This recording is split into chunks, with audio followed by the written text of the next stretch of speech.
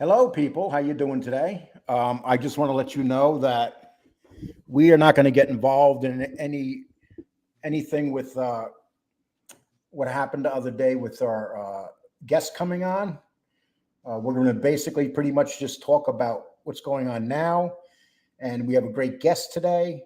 And I had him about a year ago, and I'll tell you what, I knew very little. I knew 1/5 about what I know now, and so it's going to be much more interesting. Danny, how you doing today? Good, Lee. How are you? I was at the point where Danny, I wasn't sure whether Danny was going to make it, so this is like a bonus for me. Okay, so Johnny Mac's here, Tony's here, Tony B's here, Jenny Patterson, Bruce City, Danny Trio's nephew's here, Stephen Bailey's here, Faye Harper, Bill K, The Truth, Joe Valley, Miss Can't Be Wrong, Lakeisha Hollis, Tactical Terminator, Irish Mob. We got to get a hold of the Irish Mob next week. We can do a show together. Okay, let's see. MRE Fertilizer. Let's see. Anybody else? Dazzling Urbanite. Gonna go down here a little bit more. Tommy Stiggs, how you doing, my man? Fly Me Over the Moon. Okay. Drush Marouche. Dana Smith, thank you. I got that Cash App that you sent me. It's greatly appreciated. Bong Fung MC, Vinny B, Edward Everett, Scott Lawson. And Terry Time. How you doing, Terry Time? I appreciate you being here. Okay, so we got a nice little crowd in here, starting early, and I'm pretty. Robert Urick just jumped in. Danny and Lee, good people of the chat. Salute from Suffolk County, Long Island. Thanks, Joey Robert. Electric. Hey, Joey, how you doing? Michael Hensley, I appreciate you coming by. Joan D, how you doing? Boston J, thank you for coming in and being in the house today. Okay, so what we're going to do is we're going to bring on our next guest, and sit down, Mafia. Thank you very much, Jeff. Thank you, Jeff. I sent you the link, Jeff, if you want to come in and talk to Frank in about a half hour. Okay, it's your call, brother, but I sent it to your email. See, I was trying, Danny. I thought maybe you weren't going to make it today, so I was trying to get some guest hosts. Well, if Jeff wants to come on, that's fine. Yeah, of course. Arthur Stewell, how you doing? Brambino, Chris Kelthel, Bigfoot, M. Soretti, and Jesse Roth. If I missed any of you, I apologize. And here's Frank Dimatteo. Frank, I'm going to ask you this one time. Pronounce your name exactly the way it's pronounced, please. Dimatteo.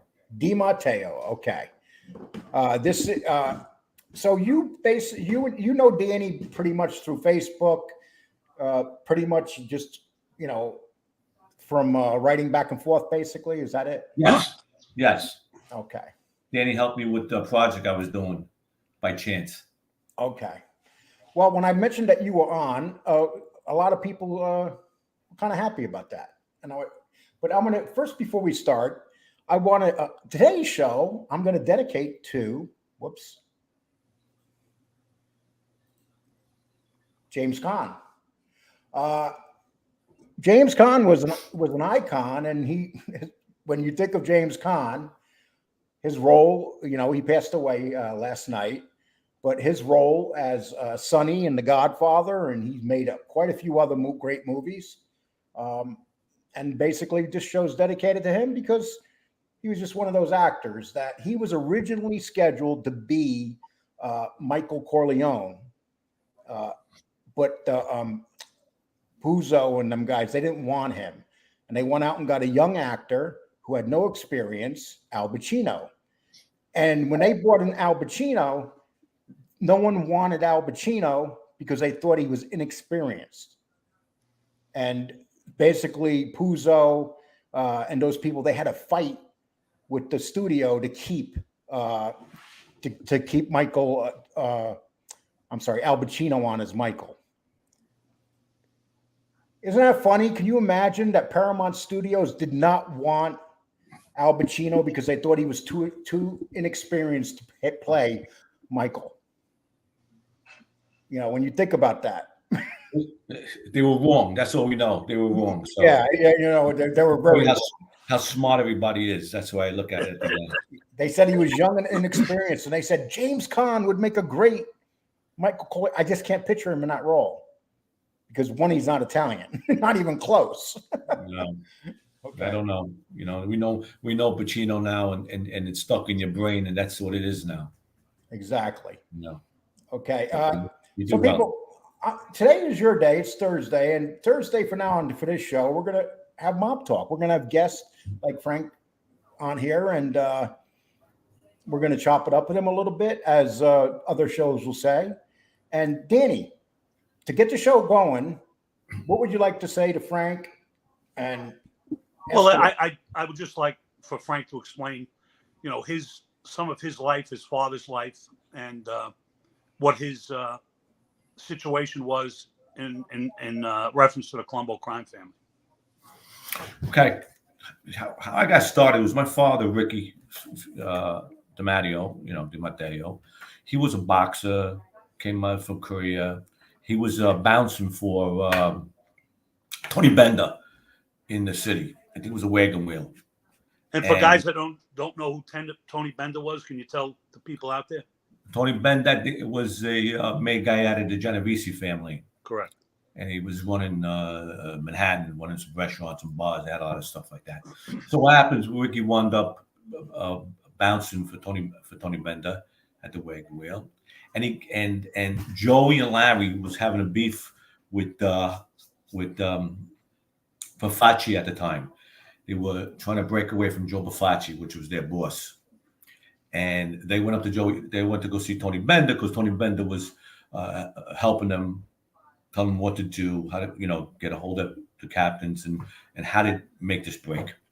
So Joey Gallo and Larry Gallo was going up there a lot, and my father was introduced to them then, but he wound up getting a fight with there's a black guy there that was with talking to a white girl, and my father went over to him and told him he can't do that at the time because it was I think it was 59, 60, 61, like that. And he gets some words with him, and he winds up hitting him, left, right hook, knocks him out. And the guy wound up being Emil Griffith, the fighter, right? And he was just fighting for the middleweight champion right after a championship after that. Well, anyway, they liked the way he threw his hands. They liked the way he carried him. So Larry told Tony Bender they needed some muscle more. This guy's in Brooklyn. So he asked Tony Bender if he can come to Brooklyn. So Tony Bender says, take him. So Ricky wound up going to Brooklyn, and they put him at the Hilltop Bar on Prospect Park West and Prospect Avenue. They just picked that where there place was a couple of murders committed back in the day. You remember Yes. that, right? Right. So they put my father there, and he wound up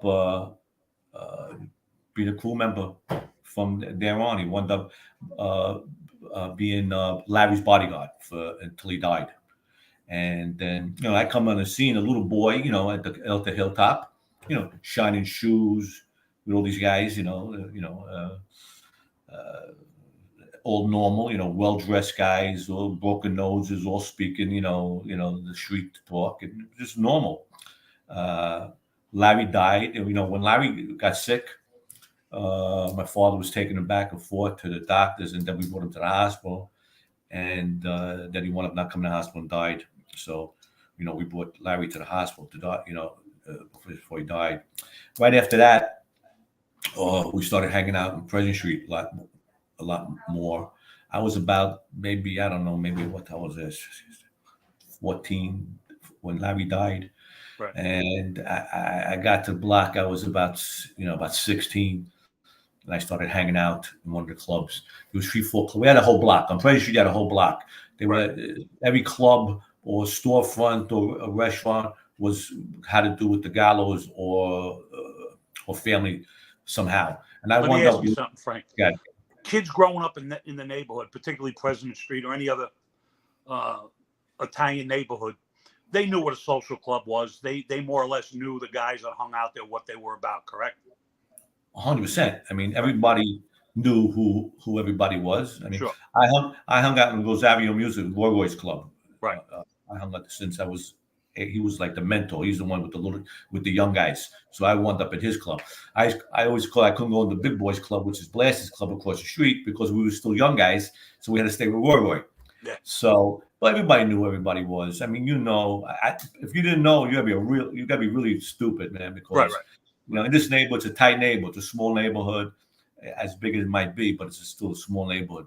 And every faction was down there. You had a Cambino club, you had the Genovese clubs, you had the Banana clubs. Everyone was there. Even the guys from Third Avenue, which is your friends, even though we were a crew in that family, which I tell you the truth, I didn't even know that at the time, because they acted like they were on their own. Sure. And they even had a couple of bars on Huntington Street and Columbia, so everybody was right there. If you didn't know, you have to be pretty stupid. I mean, I knew from the beginning, because I grew up with these guys. I mean, like I said, Joe used to come and pinch my cheek till I cried. So that was his show of affection. So this is how I grew up. Bobby Bongiovanni's my godfather. He was a half a man. He was good to me, but he was a half a man. People don't know Bobby. If you want to explain what happened to Bobby, Bobby was sentenced for a murder. Yeah, Bobby Darrell was, he come from Flatbush. He was a Farragut boys when he was a gang when he was young. He was really off the wall. He was, I love him, I don't mean nothing disrespectful, but he was really off the wall. He was a killer, he was a real, out there, big pot smoking and heavy drinker. And he was a shooter. And he wound up coming down Predator Street. Peter Greek, Annapolis, ran into him somehow, and which is another gang, another member of the Gallows, Peter Greek, and brought him down Treasure Street, and they were partners, and hooked up my father, and wanted to be my godfather, one of the confirmations, I think it was, and Bobby was he did a lot of shooting for the Gallows at the time. What happened was he was one of the bodyguards for Joey Gallo at Joey Gallo's birthday party that night at the Copa. He was there, Peter Greek, Annapolis, with the two bodyguards. In fact, before that, Blast turned around, because I was there, because Joey came to the block that day, his birthday. He was on the block for a few hours before he went, home, got changed, was going to Copa. And Blast told him, he says, take extra guys with you, because they had an open contract on Joey. And Joey says, they don't got the balls to do nothing, don't worry about it. So Blair says, okay, go do what you want to go do. But he did tell him to bring a few more guys with him. He said, no, I got Peter Greek and I got Bobby. That's enough. So in the course of the night, they're drinking, partying, it's getting late. Bobby Darrell Bongiovanni meets a girl, and Peter Greek, it's time to go. Peter Greek tells Joey that Bobby met this girl, and Joey says, we're going to go home. Tell him to go home. So they called Bobby over, and Peter Greek told Bobby to go home. So Bobby went to Joey and says, you sure you want me to go? He goes, go, we're going home, go home. So Bobby leaves. Joey goes, they go out and winds up getting killed at Umberto's. So Bobby comes to the block the next day. And you got to understand this, people yap, there's small talk behind you, even though, and you feel that. So he was really, upset that they think he did something wrong. So Blair sat him down and asked him what happened. Because Peter Greek wound up going to the hospital. So Blair couldn't speak to Peter Greek, see what happened, who shot him. So he wanted to know what happened earlier, and Bobby told him what happened earlier. But Bobby was really not too, he was really didn't feel too comfortable with the scuttlebutt that he might have been involved in, not been involved in. He should have left. He shouldn't have left. Once you get that on your back, you're Sure. screwed. So what happened was Bobby came to my father's house at the time, and he wanted to go kill Peter Greek, because he said Peter Greek's the one that told him to leave. So my father says, forget it, Peter Greek's in the hospital right now, but I got pinched with a gun.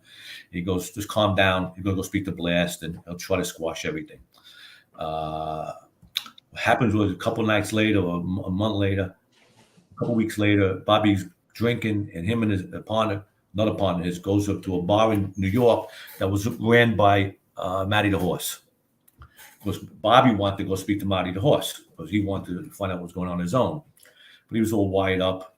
And the bartender winds up saying to Bobby, Scuttlebook started talking like that he was with Joey Yak. So Bobby said, "You with Joey Yak? Really? Okay." Bobby files him in the bathroom and kills him. Right?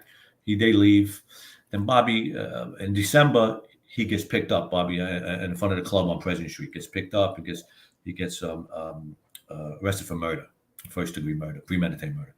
And what happens? He goes to trial. It's one of the fastest trials at the time in 1972. 73. It was January 73 went to trial because he got convicted. It was February because he got convicted in March 3rd.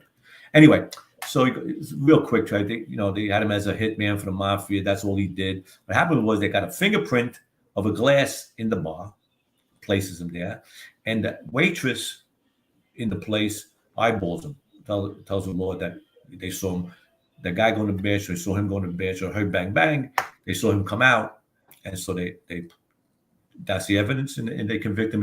He did a life bid on that. He got survived the life. He did 37 years, and he died of cancer in 2011. So he never got out, or did he get out? He never got out. He was a fucking nut. He was crazy. Bobby was crazy. Bobby was, a functional, insane person. I don't know how to say it any nicer.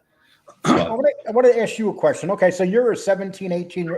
How old were you when Joey Gallo got out of prison and you met him? I met Joey as a little boy. Joey used to pinch my cheeks, but I was a little boy. You know what I mean? I was 6, 7 when he went away. I was about 17 when he got out of jail.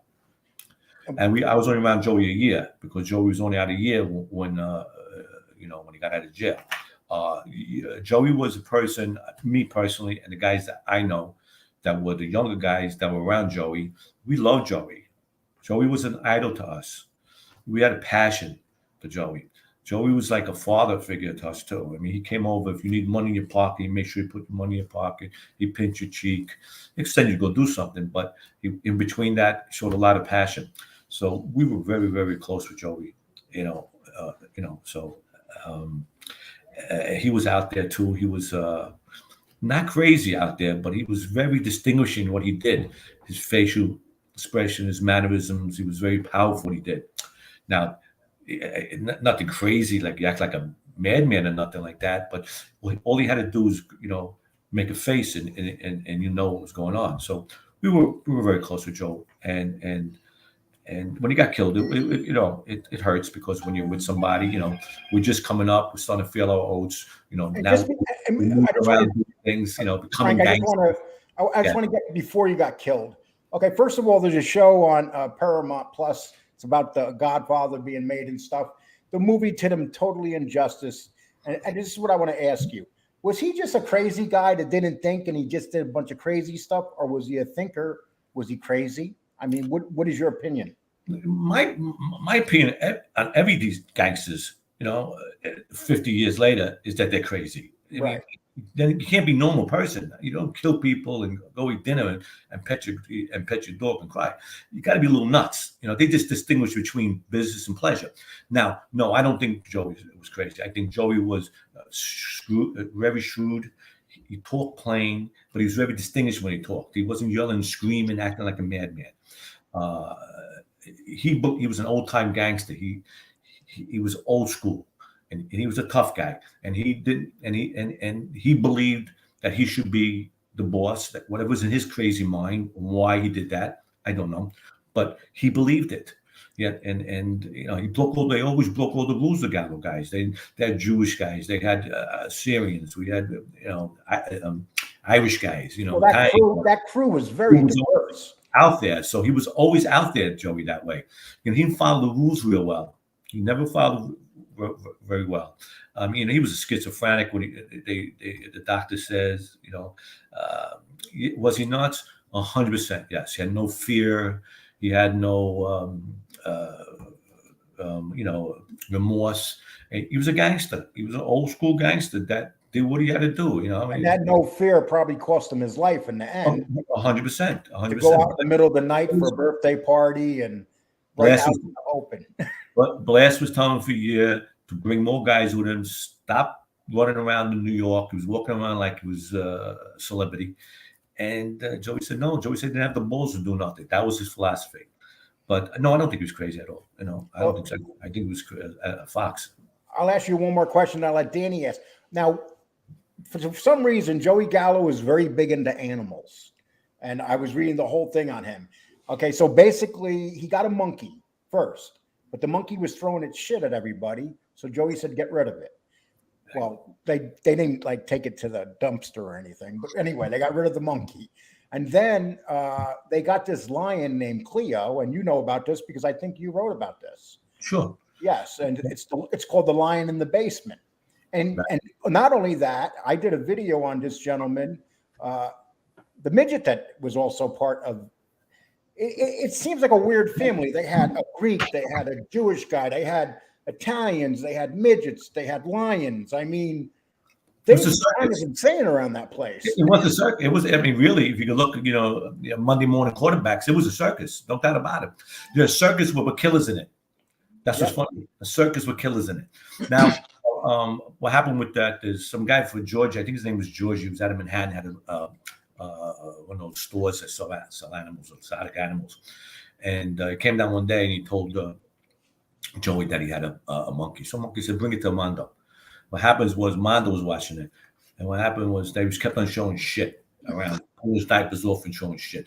One day, Joey came in and he threw shit at Joey. Joey wanted to shoot him. He was running from him. He wanted to shoot the monkey. So what happened was they stopped him, you know, Mondo screaming, no, I'm not going to shoot the monkey. So I wanted to out of here. So what happens, they call the guy up and the guy comes and picks the monkey up. About 2 or 3 weeks later, he calls back. He says he's got a lion cub. So Joey and Larry goes to Manhattan and they pick up this cub and they drive him back from New York with it, in the middle of the seat with them.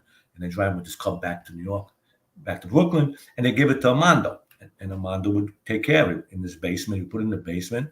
And Armando used to, you know, feed it, take it out. We used to tie it outside in front of the club.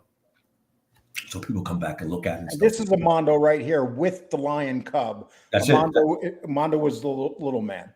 Yes, and the guy, I think that guy's name is George. He's the one that's holding. That gave it to Armando. And Armando was a cousin of Frank Iliano, Punchy.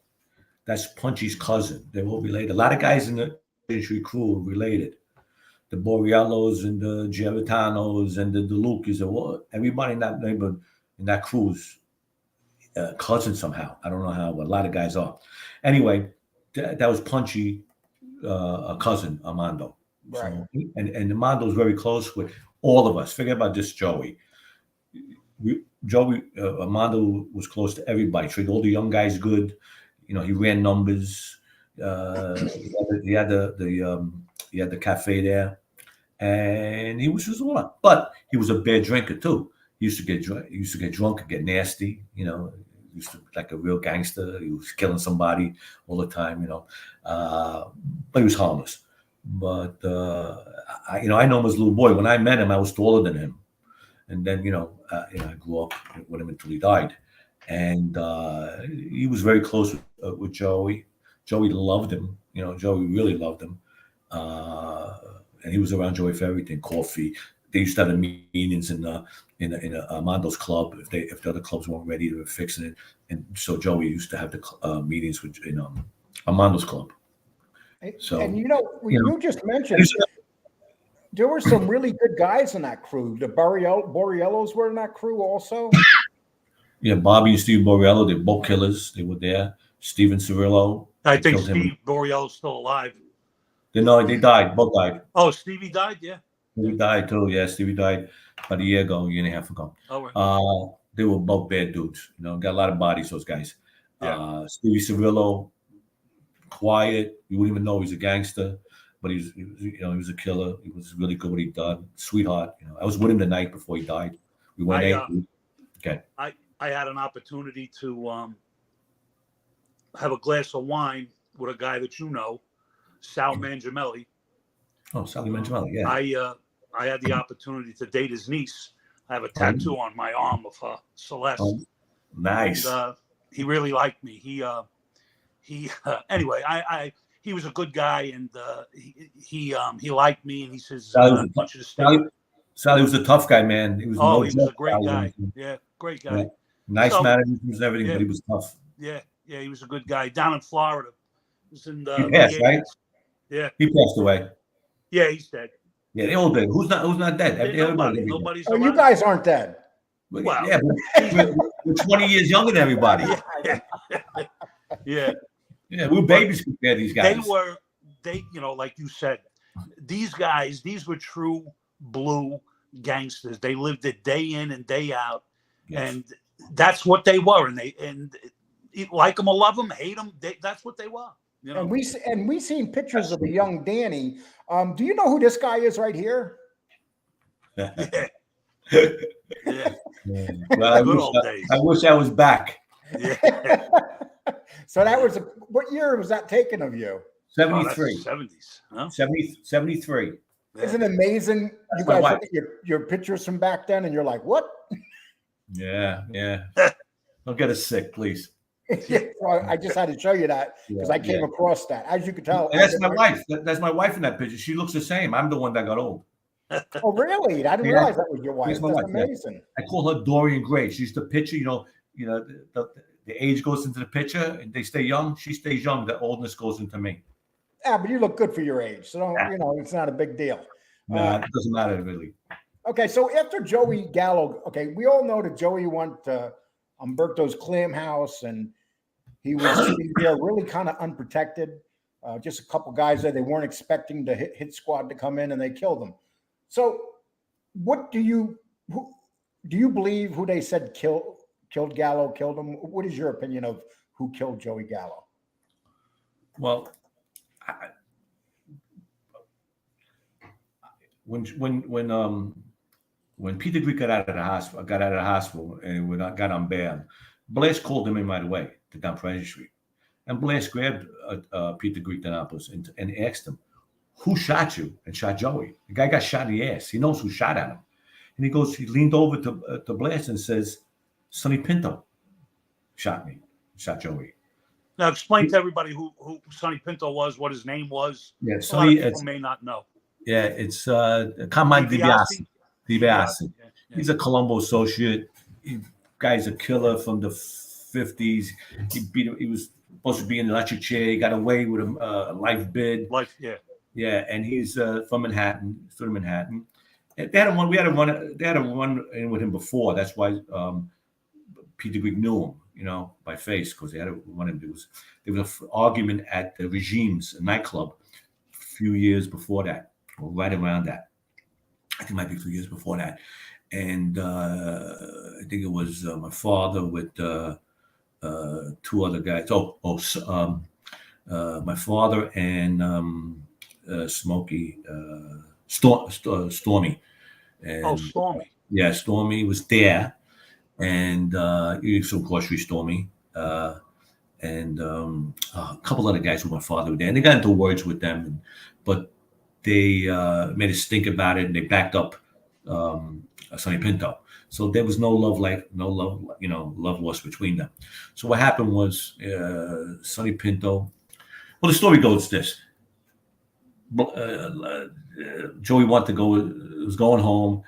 All of a sudden, he got hungry, and he wanted to go to something to eat. They went to go to Chinese food. The place was closed.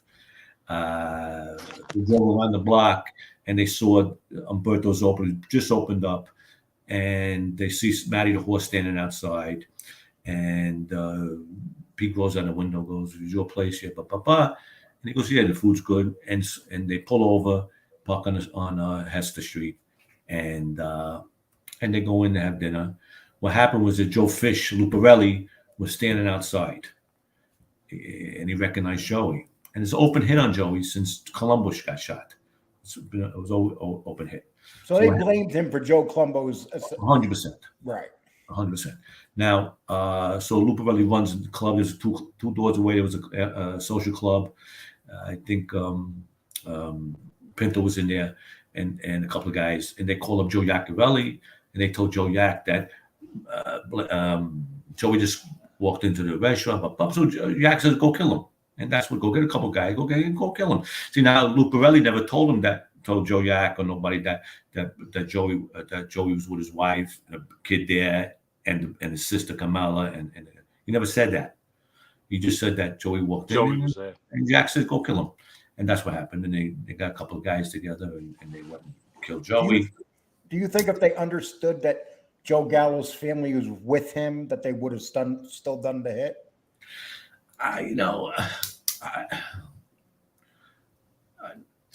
Maybe not. Maybe not. These guys were treacherous. They were very bad, especially Sonny Pinto. But maybe if there's any kind of decency, any kind of in them at all, because these guys don't do these bad things that often. So it's not like, oh, it's going to happen anyway. No, it doesn't happen that often. So maybe they would thought twice about it. Maybe Yak would have said that. You know what I mean? If Yak knew that, I don't think Yak would have said that. I don't think so. But but I don't know how big a hard on he had for Joey at the time because of Joey Colombo getting killed, because they did blame Joey for that. So maybe they would have done it. Do you think Joey Gallo felt more comfortable because he was with his family? No. Joey didn't care. Joey said he didn't have the balls to do anything. He goes, "This ain't gonna do nothing." That's what his philosophy was. Once again, it's a guy that is overestimating his strength. Yeah, he's just an old school gangster, and he didn't know. No. We always had trouble with Joey. Joey used to walk around the village, and we used to come find him. And Pete the Greek or Bobby or one of us, Bombadil, we had to go run to the city and look through the streets for him because he would just go on his own, go sightseeing. Joey, he was, he's out there, man. And he didn't listen to nobody. Glass was always on his ass. Joey, take the guys with Joey. I don't need no guys. You know what I mean? He's just that way. He was, he had no fear. You know what I mean? I don't think he was smart. I don't think he was, I don't think he was a stupid man. I don't know, but I don't think he wasn't very smart. But you're not in their shoes. You're not in their shoes. I can't say nothing because you got to be in someone's shoes to experience what they do in any capacity, or if they do something good or bad. We can be quarterbacks over here, but unless you're in their shoe for that moment, you'll never know. You'll never know why they do these things. Danny, you want to pick up on a question? Yeah, you know what I wanted to ask you, Frank, and I want you to, if you do know, and I'm sure you do, speak a little bit about Apple's Macintosh, if you could. Well, I know Apple's one bad mother effer. That's one thing about him. Let me tell you, he's very loyal to Carmine. I didn't get to see him much. I only had one conference with him. Is that he caught Roy at the Butcher's Inn bar one night, and he had Roy open up a new ass in the corner. He was opening him up big, and I come into place. I saw him in the corner, and I saw Roy there. And I went to the bar and said nothing to Roy or nothing. And I just stood next to Roy and I asked for a drink. And I got my dues and water, and I just stood my back even towards them. I didn't even looking. I didn't want to look. And Macintosh, smart guys, they're smart, man.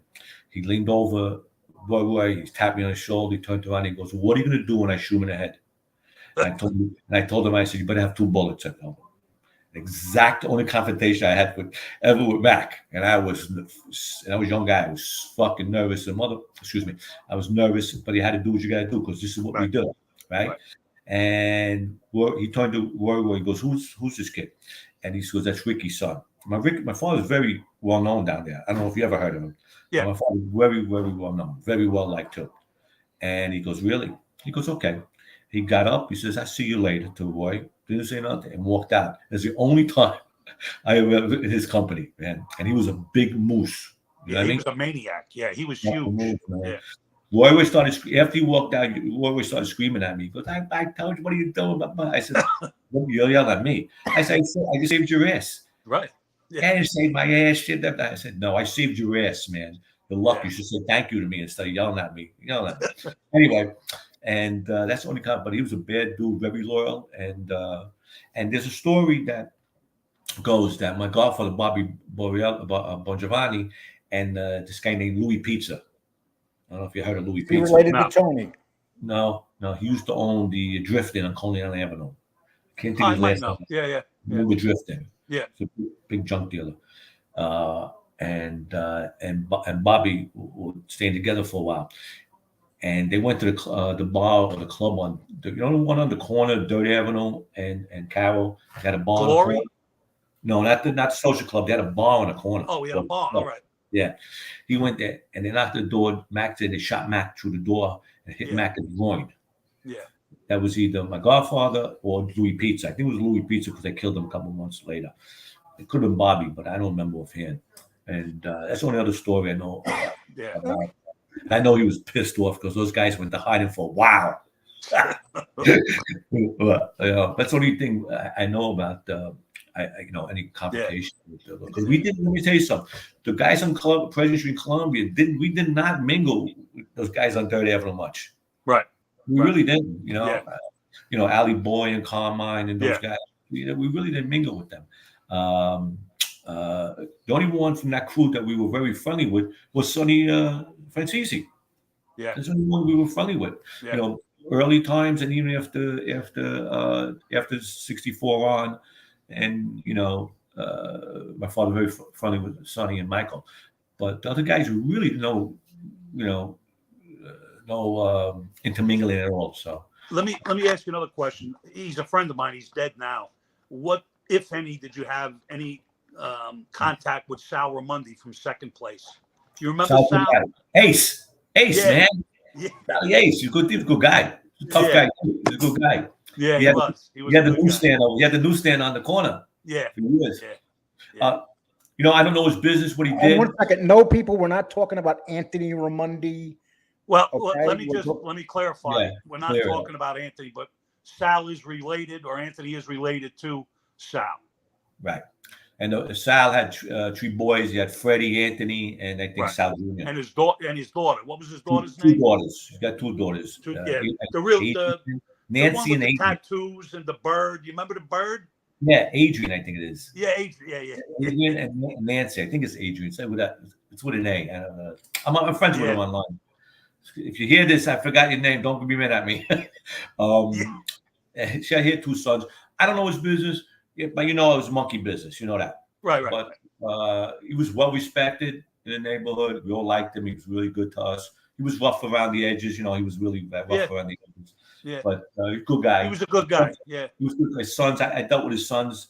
Freddie, I dealt with his son, because he was probably our age. Yeah. Anthony, not too much, but he wasn't around too much to Anthony. Yeah. But Freddie was around us a lot, especially in the pop business and stuff like that. We used to do a lot of that stuff. So he was a good guy. I got along with Sal good. Yeah. His sons were Anthony's dead and Freddie. Yeah. Freddie died in Florida, and Anthony died in Brooklyn. Yeah. He was a good guy, but. Yeah. I want to get the night that Gallo was shot. And Frank, you and I were discussing this before the show started. There was a faction of guys that were with Joey Gallo, a group of like a dozen of them, you said. Sure. And they did not want to work. They did not want to work with Joey Gallo's brother. Is that correct? Yes. There was a guy after Joey got killed. After everything settled down a little bit, maybe a couple of months, place everything, put everything together. Well, who's doing this? Who's doing that? Everything was up in the uproar. A blast automatically stepped in. But there was a meeting on Summit Street. I would say 73, late 73, I think that'd be. And Funza Wild came down. That's Frank Terry. Came down. He was a Genovese captain. Yeah, at the time. He was probably acting boss at the time, too. Funza Wild, yeah. He's probably acting boss at the time. And Joe Shapani came down to try to mediate this. What happened was they didn't want Blast to be the boss of the family of that crew. So they asked my father to do it. My father says, no. He says, Gallo name, he's a Gallo, I'm with him. That's it. I can't think of his name right now. He's the one that started the whole fight. That's Smokey. Not Smokey. No, Mooney. Guy Mooney. Mooney was the only other guy downtown. There was only two guys made downtown. There was actually three. There was Larry Gallo, passed away, died. Joey Gallo that got killed, and Mooney was the third guy who was only made down there. So Mooney probably in line to take that because he was the oldest one down there, and Mooney wanted to take over the crew. So they had a vote, and nobody wanted to go with Mooney because Mooney was a nasty prick, and no one liked him. So nobody liked him. He was nasty, small little guy. My father went to kill him in '65. Larry stopped him from shooting him in the drifting on Coney Island Avenue. My father wanted to kill him. My father got another pinch because he went to go kill him in Merrick in '74, and my father, we rented a car, a lease car, and my father got caught going there with the gun under his the seat. Somebody dropped a dime on it somewhere, and my father did a year pinch on the way to kill him the second time, and he did a year pinch. So what happened was nobody wanted to be with him. So some guys threw a blast, and about 12 guys pulled away. What happened was when they pulled away, everything down there was so intermingled. The gambling, the Shylock books, the bars, the clubs, everything they had, all these guys were partners in this stuff. So they started feuding. These guys went back to Third Avenue. Mooney, Smokey, Tarzan, Desi. Was Borgiano in there too? Charaz went there. Cherry, yeah. Cherry. Charoots. Yeah, Charoots. Cherries. He went back. Desi, a few other guys. So they went to the faction on Third They Avenue. went back to Third Avenue. And who was running that family at that time? Who did they go back to? I mean, it's right after. I don't know who was after Yak. Who was after Yak? I don't know who was running Bush. Bush might have been running because I think Carmine was in jail. Yeah. Bush could have been running it. Yeah. I'm talking about Mush. Mush, a good guy. I always respected Mush. Mush was a good guy. My mother was good friends with him as a kid, and he was a good guy. Anyway, so they go back over there, and about beginning of '74, these guys started shooting at each other, and they shot Steven Cirillo at the gambling hall on the Avenue, and then they shot Punchy on the corner of President Street, and then they shot Louis the Syrian. And a couple of their guys got shot or killed. And what happened was then Chin came down and they made a truce, right? Because Blast and them all were very friendly with Chin. And they made I think Punchy became made in Genevieve's crime family, right? He became a captain. So right after that, in '75. Late 74, 75, probably 75 now. Yeah. We go with Chin. Yeah. Because the deal was pretty much that they ended bloodshed. They get released. The whole crew gets released to Chin. Chin, yeah. No more. That's it. They're not with the Colombos no more. Everybody gets released. So they all go to the Genovese family. Everybody who wanted to go. Anybody wanted to. You had to go on record. So I went on record. My father went on record. Everybody who went had to go on record. Preston, a lot of guys. I don't think Bobby no more. Bobby's in jail. Bobby. I think Bobby Borriello already went with Gambino there. He might have went with John already. I'm not sure. A whole bunch of guys went up to Stevie Gallo, Bulleye, a whole bunch of guys. So we wound up with Chip. So what happened was on that, there's no more Gallos. No more Colombos. It's over with. About a year later, they shoot Stevie Borriello on President Street. When they shot Steven, Blast makes a beef. I don't know if it was Blast or I think it wasn't Blast. Somebody makes a beef to. It wasn't Blast. Who was it? One of the guys make a blast. Go to Chin. And I don't know why I think it's Louis the Syrian, but I'm not sure. I think Louis the Syrian goes to Chin, and they said that they broke the peace. They shot Stevie Borriello. So what happens then is they call in Chiraz, they call in, and Mooney. And Mooney didn't come in. Chiraz came in, and they wound up killing him on 3rd Avenue in Evans. He was another tough guy too. A bad tough guy. My father liked Chiraz. Yeah, he was My father said Chiraz was the toughest down there. Yeah, he was. He was So good who with his didn't come- hands. So Through you his said, hands. so you said Mooney didn't come in? When they called him down to a meeting, Mooney, which is his name was John, I think his name, John Catroni. Right. Yeah, he didn't come. They called him down for a meeting. He didn't come. And what happened to him? Well, he's scared. He hid for a while. Okay. But Chiraz came down, and they killed him. And they killed Chiraz. And then they told Mooney that everything was straightened out. There's no more argument. They killed Chiraz. It was over with. And when Chiraz came, and when Mooney came out, they killed him. When he came out of hiding, they killed him. So they basically conned these guys to come out in the open to kill him. Definitely. Because that's what you had to do. These guys were very close. But Chiraz was a good guy. Mooney was an ass. I didn't like him. No one liked him. But most of these other guys that were shooting each other, were very close. So it was a tragic thing in the first place. I mean, they were shooting. They had business together for 20 years. These guys all grew up a kid together. Stevie Sevilla and those guys all came up kids together. Chiraz and all, and they just wound up, over the money and over the breakup, they wound up all killing each other. And then after they killed Mooney and Chiraz, it was all over.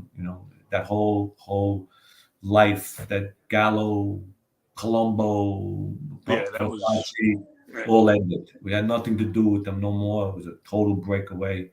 And I think 76, it was all over. And that's how that story went. But the Colombo faction did come back, though. Colombo faction never went away. They never went away. Yeah, it was.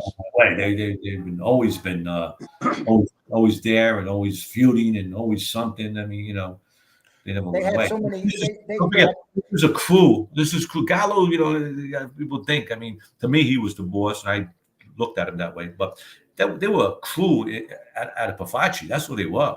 Yeah. It was renegade. They were a renegade crew. I mean, they weren't in a family and nothing like that. What, 30, 40 guys? I don't know how many guys there were. I don't think much more than that at the peak. And they just went out. They just listened to Joey. I mean, I don't know. They would have. Well, actually, they just went after. They went after. They listened to Larry. Larry was the boss. So that's who they really followed. They followed Larry. Right. Yeah. And they just whatever they wanted to do, they just went. And they defied all the rules and regulations. And they gunned up and they ballsed up and they fought. They didn't do well, they were outnumbered. They didn't have the money, but they were ballsy. They stood with Larry and they stood with Joey and they stood with Blast. I mean, these guys were, no matter what faction you liked, these guys were, pretty tough, man. They were at the, shed end of the stick. There was no money, there was no glamour there, but these guys stood with their boss, and you gotta give them credit for that, And, you were proposed twice. When's the first time you were proposed? I was proposed once. The first one was a joke, and but the second time I got proposed in '99 with Vinny Ocean's crew with the Cavalcanti in Jersey, because we were with Anthony, Rotunda. We wound up with Out of Anthony. Mill Basin, yeah. Yes, we wound up with him. What happened was we were in New York with Chin. We wound up got in the drug business for a while. Chin found out about it, right? We were dead. Blast goes, Chin calls Blast down and says, "What the hell's going on with these guys?" Blast goes and says, "He's not with us. Ricky's an independent guy. He can do what he wants. We can't tell him what to do." Right? So but Chin says, "Okay, then he can't be here. Make sure he's not around."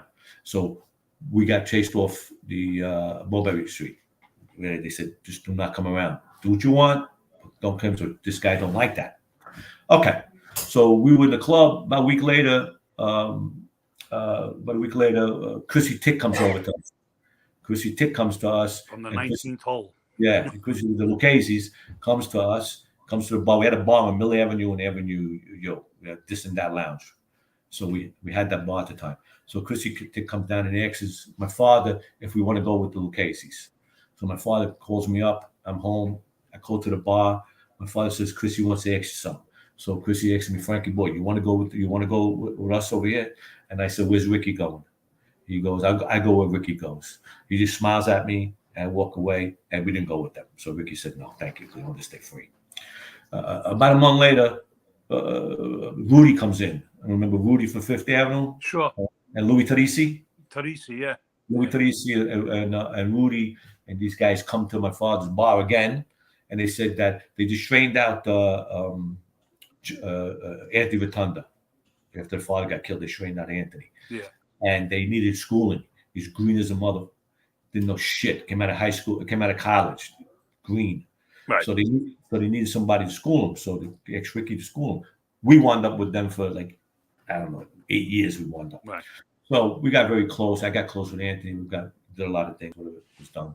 And in '99, they proposed me to get strained out. December '99, they pinch everybody. Right? Everybody goes to jail. Vinny Oceans, Anthony Capo, Anthony Rotunda, Jimmy Gallo, a few other guys from Jersey. I don't even know who they are because we're a Brooklyn crew. You know, I met them a few times, but we're a Brooklyn crew.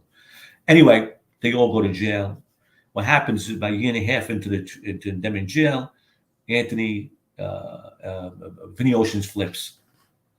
Right, he's the boss of the Cavalcanti family. He flips, and it was a chain down. Boom, boom. That's what it did. Yeah.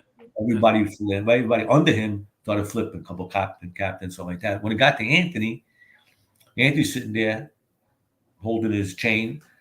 Got 3 kids, a wife. He's waiting. Then next day, they pull him out of circulation. So apparently, yeah, he says he flipped. My boss flips. Goodbye, and he went into the program. Yeah. And what happened was for a year and a half, there was we got some indictments and subpoenas. But what happened was Anthony never testified against anybody in the crew. He only testified against the big boys, against whoever it was, captains above in those big cases. We never got, indicted or picked up on nothing except, one time on an extortion thing that he had to tell about because we made a mistake and my father testified for Fritzy Giovanni. Giovanni. He asked my father. Yeah, he asked my father because we sat down one time on a conversation when Fritzy had somebody in the DA's office and told my father to give it to Anthony because there were some guys that some indictments going down. So we had a meeting at Casa Rosa on Court Street. Yeah. And what happens when it all happened, and then what happens when Anthony flipped? He told the law that he gave him the information. So Fritzy gets pinched on it, and he asked my father to be a character witness for Fritzy. So we had a lawyer's son says, "I don't think it's a good idea, Ricky." So my father says, "No, my friend asks me to be a character. I'm going." It was a disaster. I got the minutes of it. It's a disaster. In fact, I put it in my last book. Right. It was hysterical. Anyway, Fritzy gets convicted, right? And my father, he said, I tried to help, but didn't help. And what happened was he walked away because my father, after that, said, no one's come knocking, we're out of here. Because those guys in Jersey didn't know who the hell we were. And they were so scared at the time. Everybody was flipping, Anthony Copa and all those guys. They didn't want to go knock on the door and say, "Oh, you with Anthony? What do you got?" Yeah. Nobody was even asking. Yeah. Well, we just walked away, and from that day on, we were never involved in anything. Pretty much went 100% straight, and never did nothing after that. We were the porno business and that shit like that. But when that died, the other things. But sure, we didn't. So when did you consider yourself? When did you consider yourself out of that life? I mean, okay, so that proposal fell through. How much longer did you stay? No, the day Anthony flipped, they took him out of circulation. We were done. We were just waiting to see if we get pinched. So we weren't doing nothing no more right now. We cleaned up what we had in the street and, thinking what we had to do, but we were done.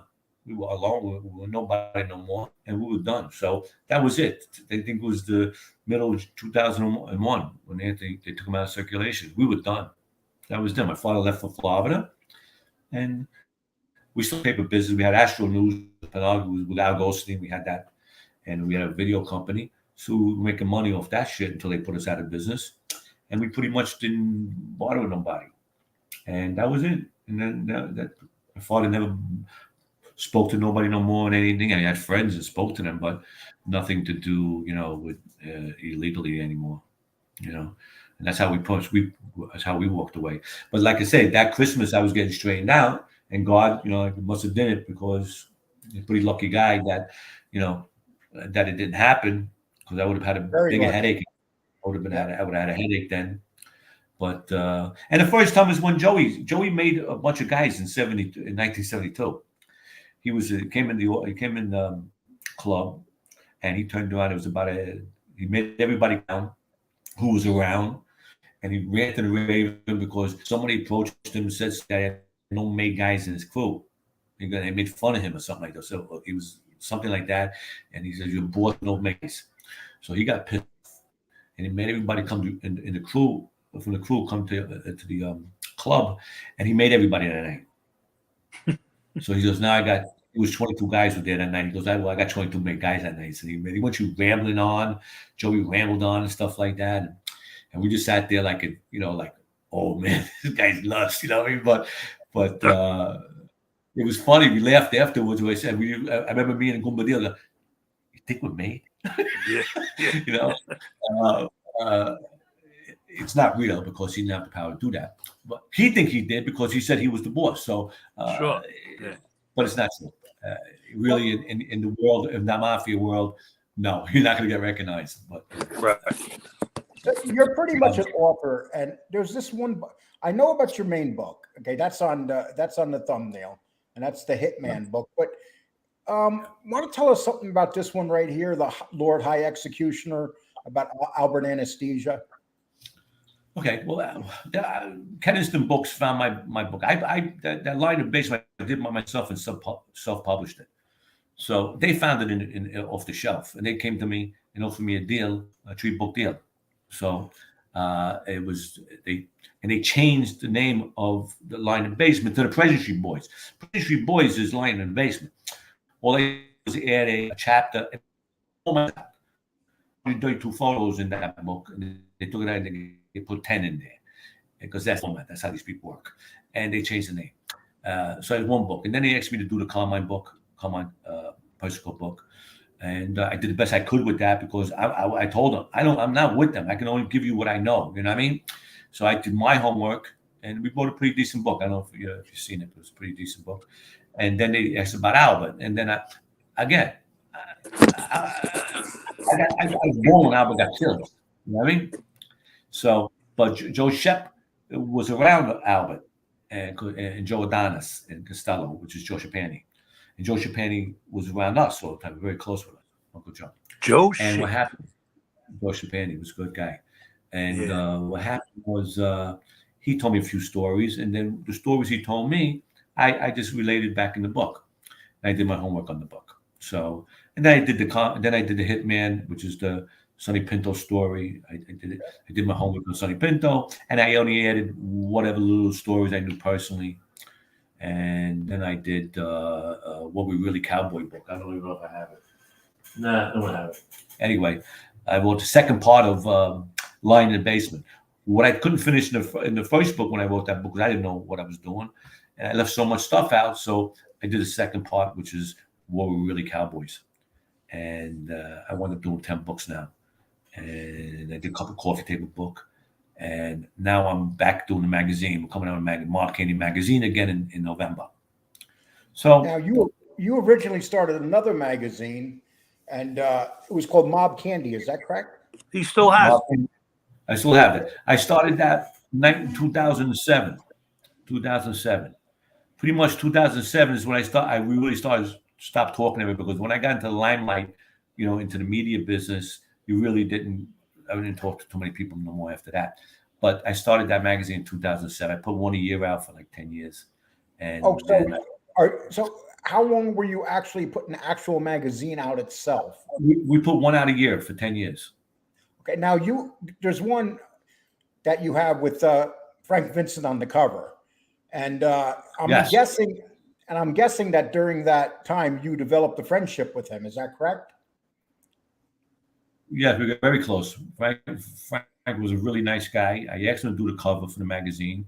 He came running down. You know, I even asked him to pay his expenses. He goes, "No, I'll come down for you."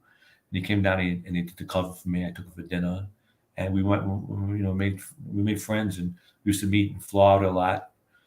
We did a show together just before he passed away at Jersey. It's like Trillicon. I don't forget the name of it. We did that together. You know, he was a funny guy. He was a nice guy. No airs with me. I mean, I thought he was a very friendly guy. Well, a guy like that, you figure, okay, his whole life he was playing the ultimate gangster roles. I mean, you could think of about 100 of them. And of course, the one of the Sopranos was probably the most famous.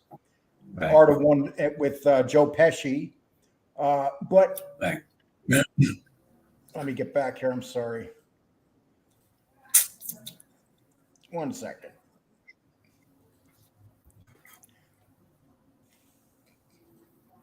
Okay, so how much different was he than that character when he plays the, what was his name on The Sopranos? It just slipped my mind. Somebody in the chat, please let me know who that character was on The Sopranos. Nothing.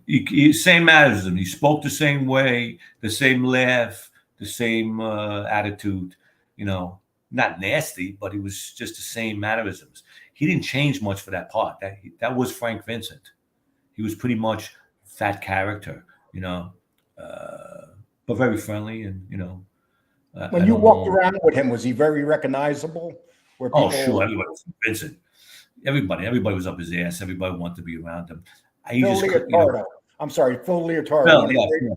One of the greatest characters, period. He was a soprano. Everybody wanted to be around him, you know. I just happened to click it off to him, you know, because I didn't go to him as a fan.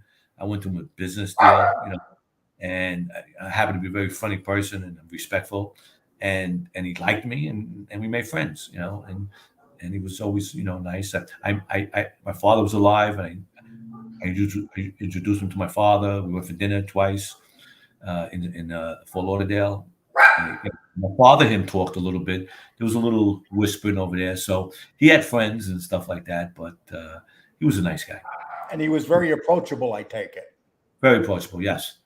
Yes. But these guys get pulled on a lot, so you have to be a little, you know, held back. I mean, to show themselves on the floor like a fish. I mean, you know, hard to get there because everybody wants to be there near him. So you have to be a little, you know, restrain yourself a little bit. It looks like you're not as friendly as you are, but he was very friendly. But you'd just be overwhelmed if you just did everything you wanted to do, and that was one of the problems. But he was friendly, you know. I can imagine a guy like that. His face is so recognizable that if you went into a restaurant anywhere, I can imagine people continuously coming up to him. Yeah, you couldn't go nowhere. Yeah, it was very hard to go. They were polite. They came over. I was with them in company 4 or 5 times in restaurants. Yeah, people would come over, not wildly, you know, but they would, you know, try to come over, say something like that. He would be pleasant. You know, it's hard. You're trying to eat dinner, we're having a conversation, and can I have your autograph? You know, come on. You know, it's hard for some of these guys. You know, it's hard, especially when you're at the dinner table. You know. Yes, he was pleasant. You know, he was pleasant. I got along well with him. And it's a shame he died. What are you planning another magazine print coming up, or? Yes, we're coming out November with a new magazine, a new issue. I'll give you a sneak preview of the cover. Okay.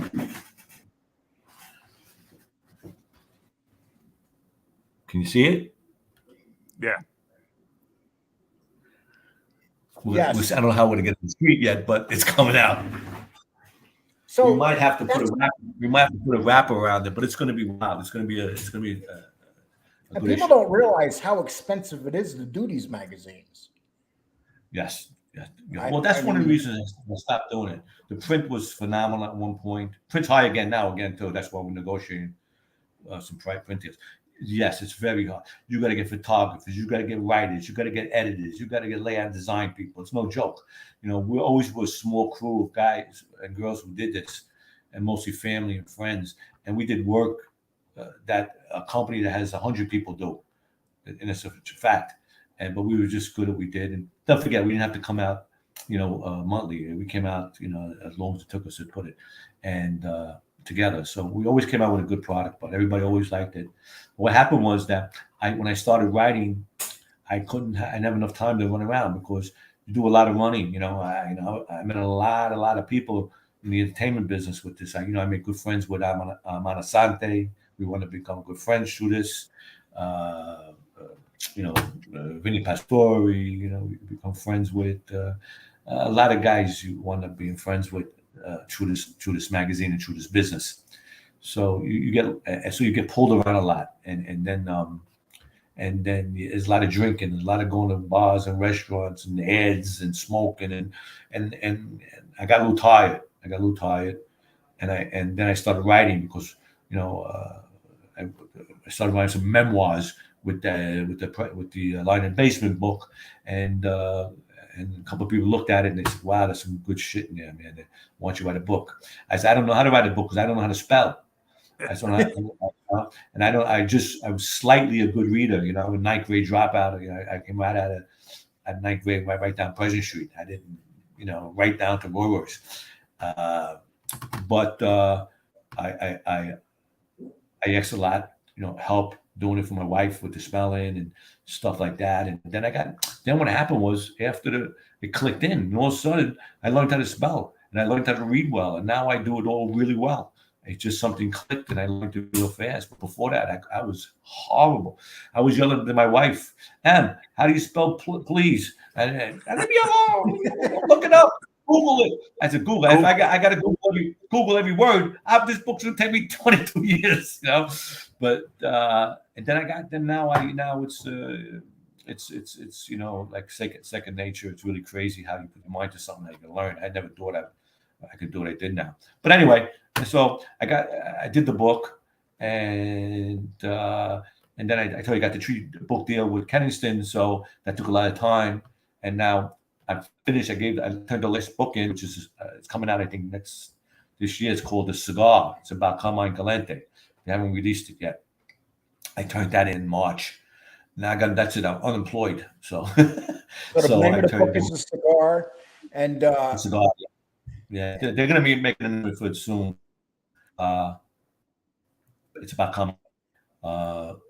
So I said, let's go back to business with the magazine. It could be lucrative. I got a lot of material. I like shooting girls, models. It's fun, Did you ever think about totally going digital? Have you ever considered going totally digital on your magazine, or just like we like the feel in the magazine? We like to put it in their hands. Most people that you do speak to do like the magazine in their hand. Hardcore readers like books. Certain people do the ebook and stuff like that, but they still sell a lot of books, and magazines still sell. Now you ain't gonna sell millions of them, but it's enough for us. It's gonna be, you know what I mean? So, and people can go to your website, and it's Mob Candy. What is your website again? I'm sorry. MobCandyMag.com. Okay, and they can go there and order any of these copies of your magazines. Is that correct? Yeah, you can get any book I wrote, any copy of the magazine. You can see thousands of pictures I got up of gangsters and parties we did, because we did a lot of parties with celebrities there, and photos and articles that were in the magazines, and I have a link up there, I think, for some interviews and stuff like that. I think so. But it's a good site, MobCandyMag.com. Now, do you have any autographed magazines with the people that you did, like say Frank Vincent and people like that? Well, only for me. I got them all personally signed by, Vincent, Pastore, and nobody can come to you and say, "Hey, look, I'd like to buy that from you," and make you an offer. Yes, no, they're personal. I can understand that. Because there's only one of them, and they're all dead. So I can't get like Tony Napoli. I was very close. I called Uncle Tony. I'm heartbroken when he passed away. Tony Napoli. He gave me. I put him on a cover, and he signed it for me, and so that I treasure that. Nah, I don't need the money. I don't want to sign nothing. I got some questions for you while you're here. Does Frank have any thoughts on Vinny Ocean? I ran across him in Texas a couple of years ago. I have nothing good to say. I got nothing bad to say. I'm not in his shoes, but I really have nothing good to say about him, and nothing. What could you say? He's all a know rat. what he did. Yeah, what could you say? It's the same thing beaten over again. You're right, Danny. These people knew what they did. They do what they did. They all live well off it. Sure. And no one gives a shit no more. Would I want to sit with him and eat? No. There's a lot of guys out there right now, and Danny knows. He tells them all go to hell. But that's what we're in right now. That's what you got. There's nobody. Well, that's right.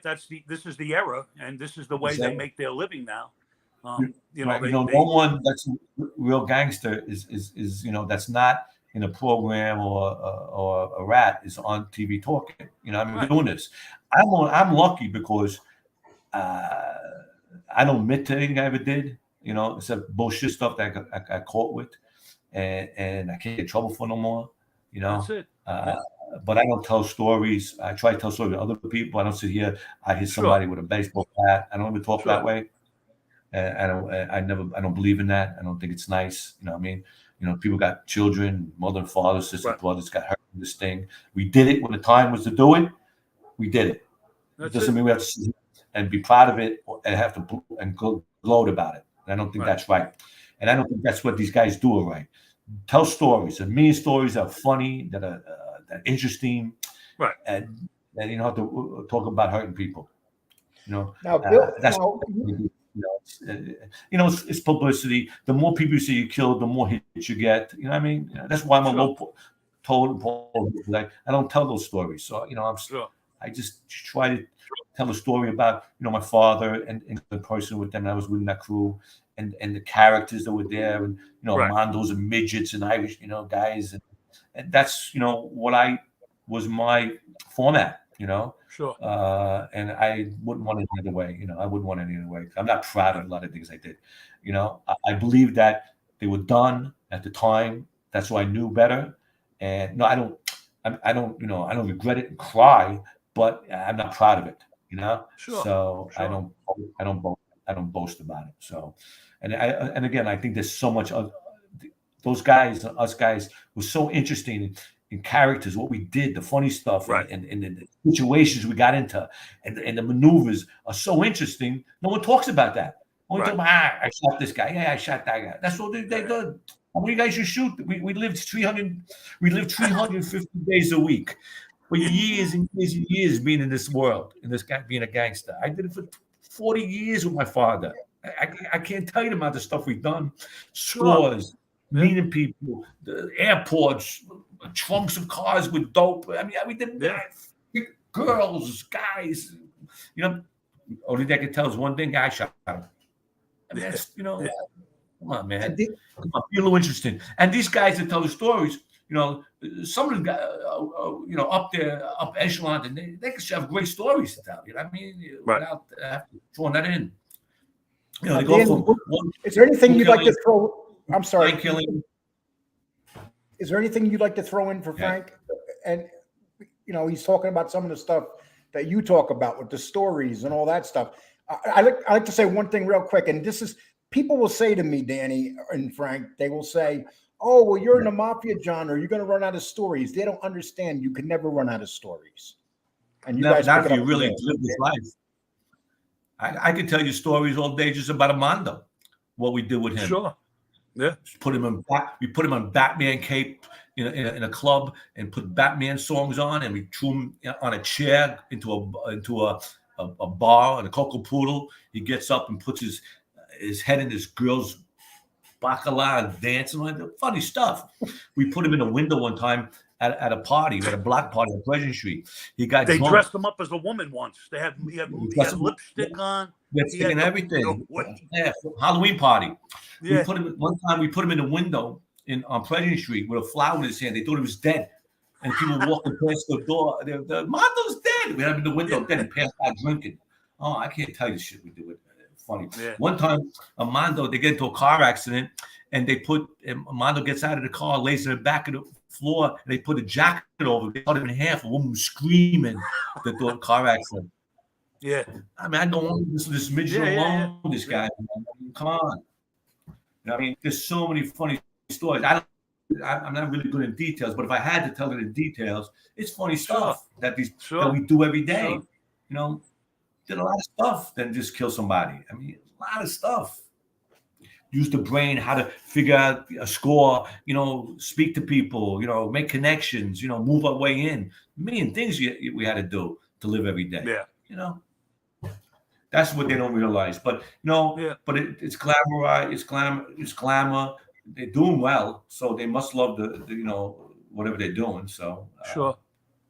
I don't talk to them. They don't talk to me, so I don't know.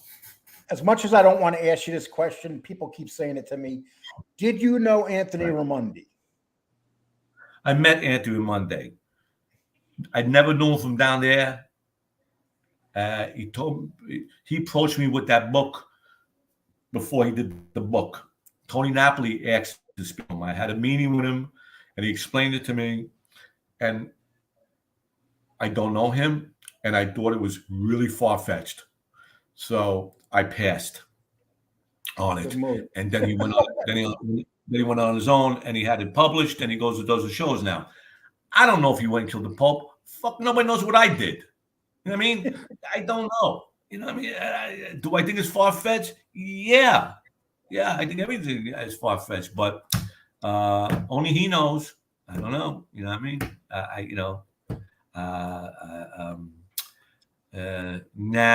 I wouldn't do anything with him, you know, as far as, you know, I wouldn't do anything with anybody I don't particularly care for or don't find the same thing. I'm not doing anything with. I'm not going to argue with nobody or debate with nobody. That's not what I'm here for. I'm not going to do it. And don't put no money in pocket. I know who the hell I am. And everybody around me knows who I am. So I don't need to do nothing. You know what I mean? I do this because it's fun. And, you know, we have a magazine and we're trying to sell books and stuff like that. But I'm not going to get no debate with these guys because there's no debate with people. If this is what they think they did and that's what they say. Do you guys bless them, man. Do you guys remember Sam's Candy Store? Sam's Candy Store? Yeah. It don't ring a bell to me. No. Maybe not. We used to go. We had Helen's. We had Smith Street. We had Helen's on Court Street, and Gumbadil, Anthony DeLuca, which is my partner, still is. He had a place on Pleasure between Hicks and Columbia. It was a candy store forever, but I don't remember that one.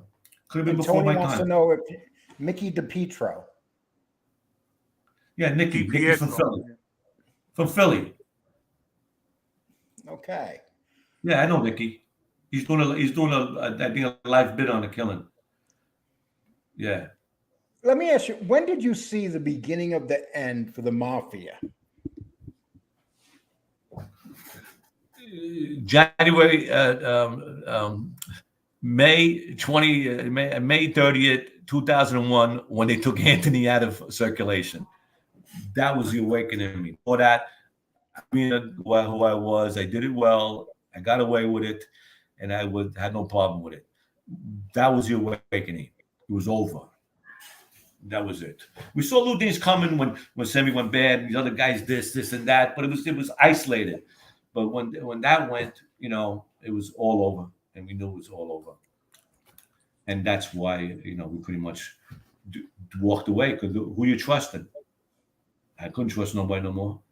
You know what I mean? So. And now we live in a world of cameras. Can you imagine if all these cameras were back in the 70s and 80s? Oh my God, man! Can you imagine the things they would have seen? Forget about it. We're in trouble. Forget about it. We would be here right now. We would be here. Trust me. Just for things, not even killings, just other things that you would do on camera. Everything. I mean, burning cars. We didn't mean anything. I can tell you forever what we did as a youth in those days, going up to 60s and 70s, what we did. I mean, there's millions of stories. I mean, we can't talk about, but there's millions of stories that are interesting. But these guys can tell these stories because they got a pass. So they can tell all these interesting stories. And I can't. They can. Come on, tell some good stories. You know? Yeah, but thank God there was no cameras. We may be in trouble.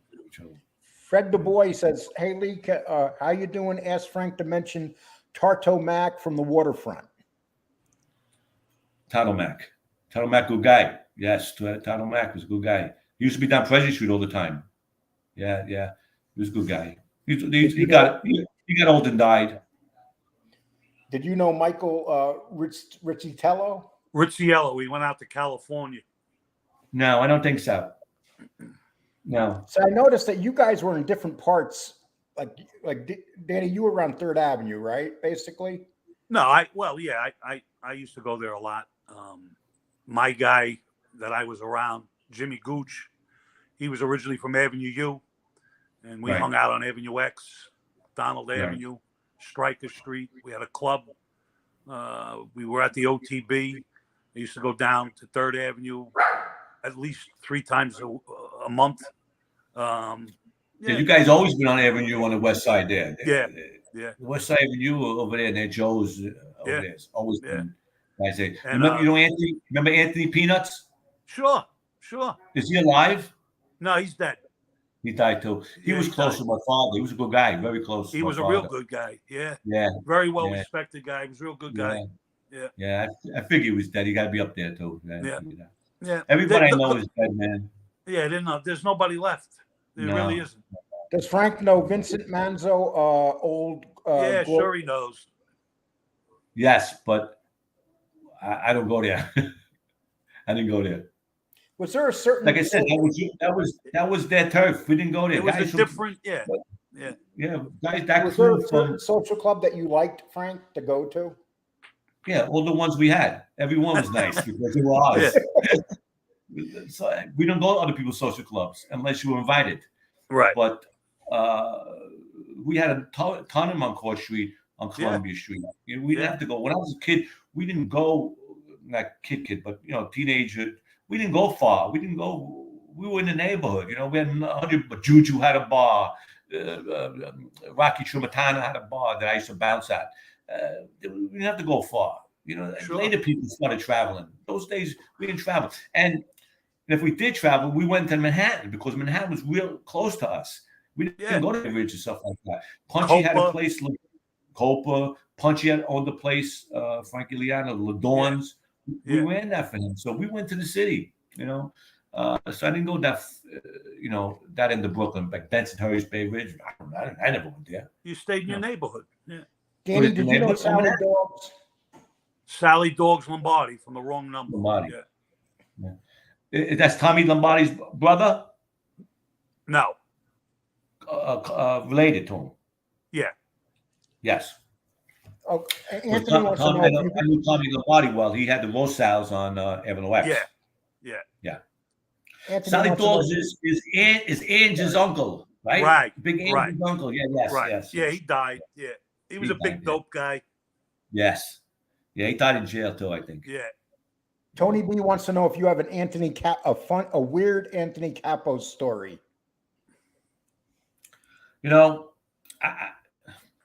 Anthony Capo was with the Cavalcanti. No, I don't got nothing good to say. The guy was Anthony was out there. Anthony was a killer, and he was out there. He wasn't a very friendly guy. It was no conversation with him. He was a cut and dry guy, and he was with Anthony's crew. Anthony Rotunda didn't get along with him. He went back with Vinny Ocean's crew because nobody can get along with him. And then he wound up flipping, and I heard he's dead. I heard he OD'd. I'm not sure it's true, but that's what the word came back. But no, I have no funny stories, that guy, because there's nothing funny about him. Well, you can't say it better than that. There's just certain people that weren't funny. No. Was Joey Gallo funny? Oh, sure. Joey Gallo smile and laugh and tell a joke and try to catch you with something. And, Joey was, on TV, all this shit on TV and movies. No one knows Joey. They never duplicate him right. Nothing, because no one about with Joey tell the story. They tell nothing. So he was a good guy. His daughter is in my Facebook page. Joey. Yeah. Joe. Her name is Joey. Yeah. Yeah. I never met her because. Yeah, I never met her because I don't think she ever came in because she saw I think a picture I put up or something of him, and the next day I saw her. She wanted to be friends or whatever, so I let her in, and I asked her. I says, "How are you?" Blah blah blah, and I says, "You have any pictures of Joey?" And she said, "I do," and I said, "Are you willing to share?" She says, "No, I'm not." No. It's all right. No, she responds. She interacts. So that's it's nice. cool. Yeah. We speak to her, tell her I love her father. Yeah. You did. And even after all you read and you live this life, and I'm 66 now. I'm a lot smarter than I was then. I still have this passion for him. Absolutely. It never goes. No. Kevin Fahey, 2 super stickers for 99 cents. Thank you very much. Okay. I think there's a bad impression of Joey, on Hollywood, that it was one-sided. I think that if somebody ever comes out with something good and lets somebody around them, like me or Gumbadale, to help out with that, I think we can get a better impression of Joey. But he had the face. He made those faces constantly because that's how he was. He was very facial, man. He explained everything with his face. You know what I mean? And but he was sensible. When he told you to do something, or you had to do something, or there was something coming up, or you had to grab you, or you needed something, or you try to talk to you, don't do this, don't do that. I mean, they don't show up. Okay, well, I'm going to ask, before we leave, why don't you tell us where people can go and get stuff from you, like your books and your magazines. Just repeat it again. And then I'll say one more thing, and then we'll shut it down. Okay, go to mobcandymag.com. You can find every book and magazine that I've written. It's all there. And just I advise everybody to buy his books. The books are great. One's better than the other. And please get his magazine. Frankie's a good guy. Yes. I like Frankie. Thank you. And thank you. He's doing good stuff. And Frankie, what I wanted the last question I would ask you is, when you came on, I asked you before. You a lot of times you get asked the basic same questions. Tell us something that maybe we don't know about. What you don't know about? Well, no one knows about a lot of things because we can't talk about it. Nobody says nothing. I just think there's so much more about these guys, especially the crew I was with, or my father. I never write too much about my father because it's really personal. My mother's still alive, and I didn't want to, write too much about it. But they did so much stuff, gangster and regular, that it's so interesting. Joe Schapani was an interesting man. He was loved. My children think Joe and Ann Schapani are gods, but they didn't even know he was a gangster. That's right. Uncle Joe was Uncle Joe. I mean, his mannerisms, he was mellow. Meanwhile, the guy was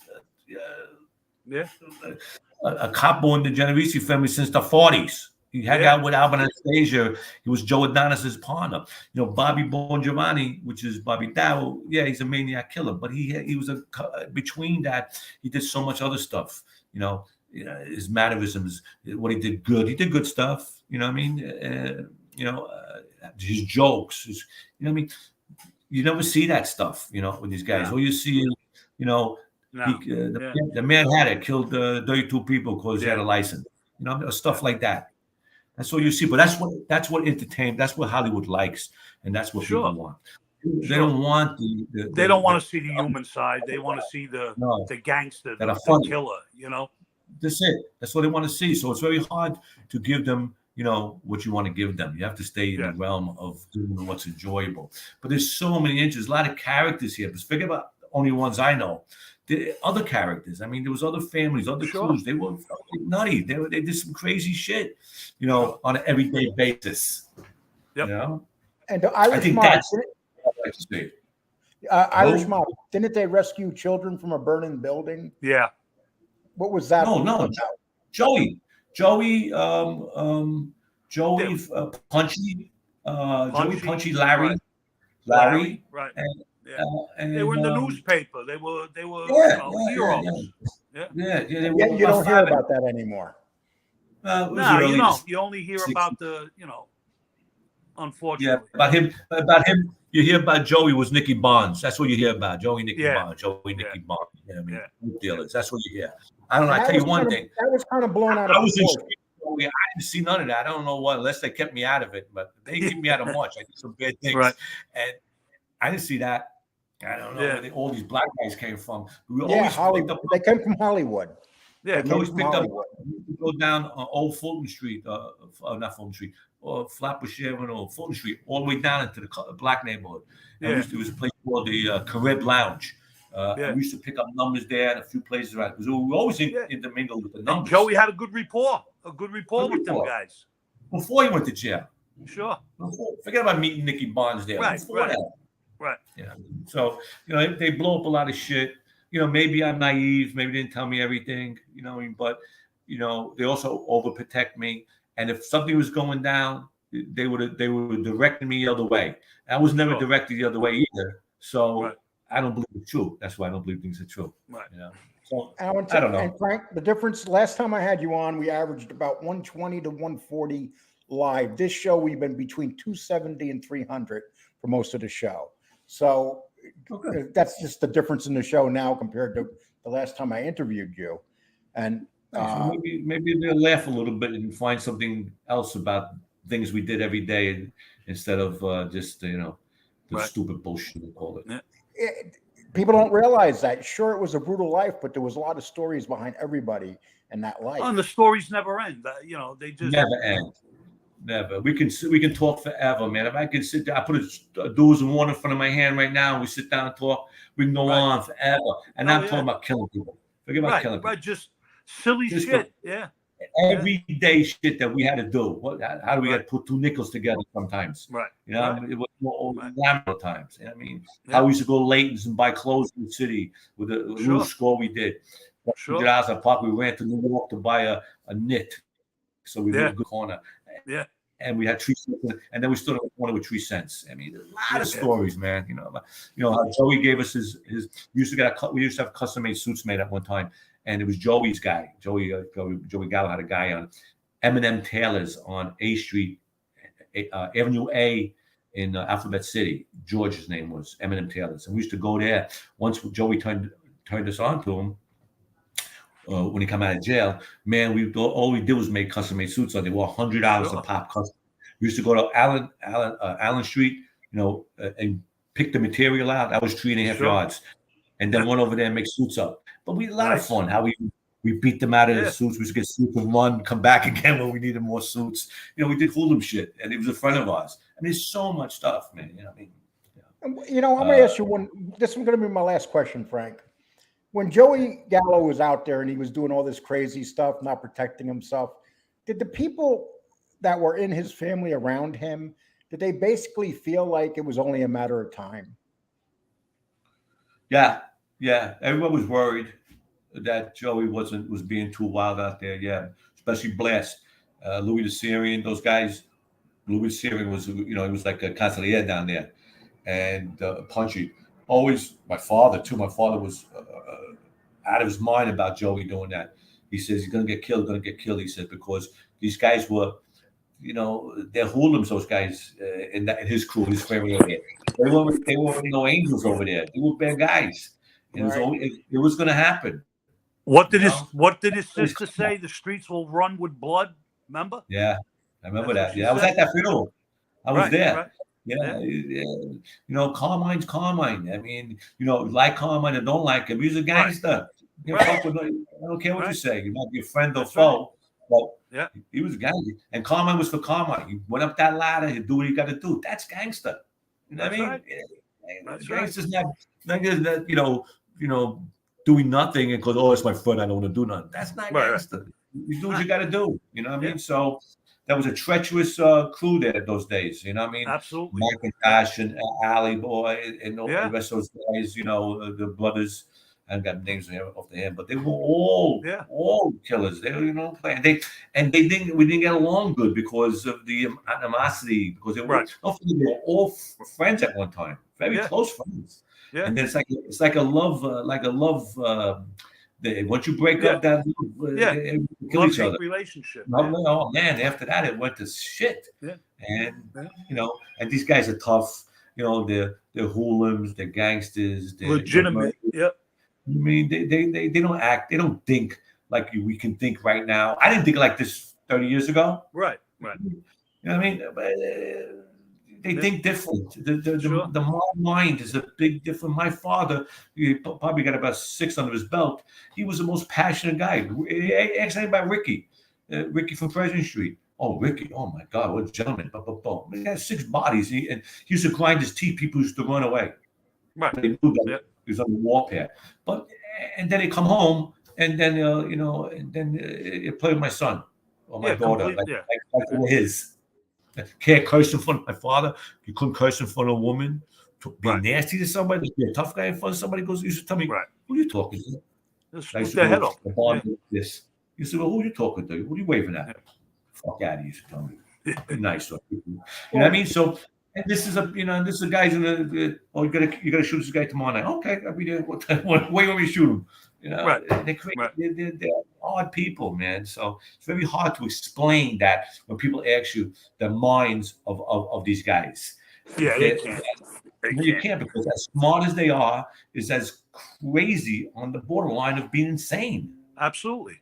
I tell the last story. One time I was real young, and there's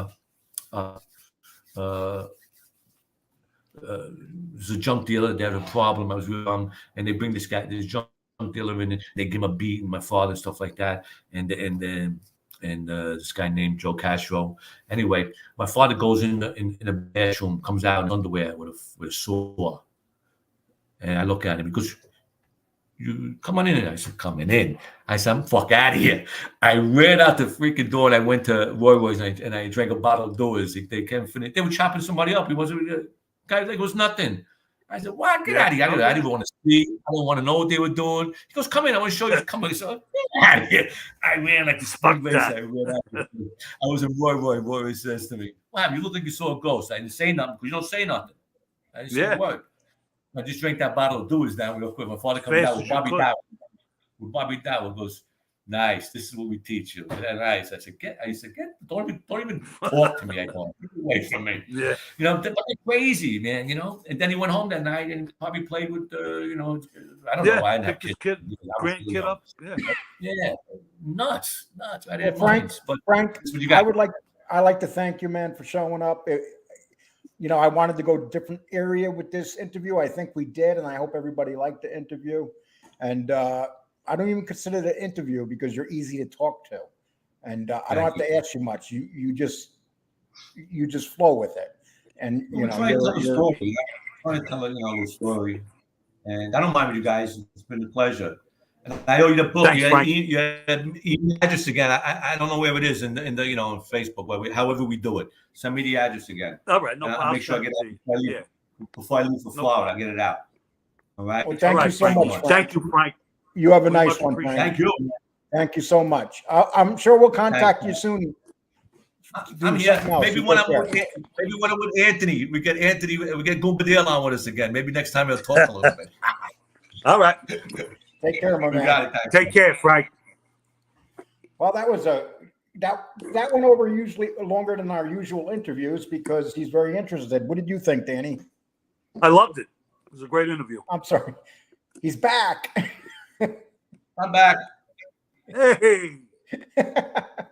Okay, so I appreciate you showing up. We weren't sure whether Danny was going to be here today because he was running into had to do some work with his son.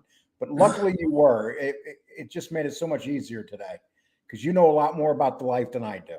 And Well, I'm glad I I know was able to nothing. come on. Let's I put it that appreciate way. it. But people, I just like to say thank you for whoever donated. Thank you. If I missed you, I apologize.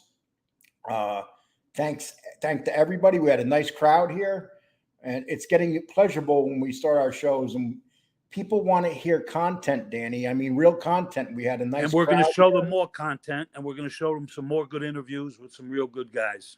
And we had people saying, "Come on here and go back at the guy. What's his name? Convict Inc. Convict Inc." But I'm not gonna. You know, That ship has sailed. Good luck to him. yeah. Good luck to him. Best of luck. You know, do what you want to It is do. what it is. We appreciate. But we just appreciate keep coming him to our being channel. here. We're going to have some good interviews, and we want you to enjoy what we do. Please sub. Please hit the like button. And if you got money, throw it. And if nobody doesn't like that, throw more money because we're poor. Throw it all. Well, thank you, everybody. Everybody take care. And we'll see you this weekend for sure. Okay, man. Take care, people.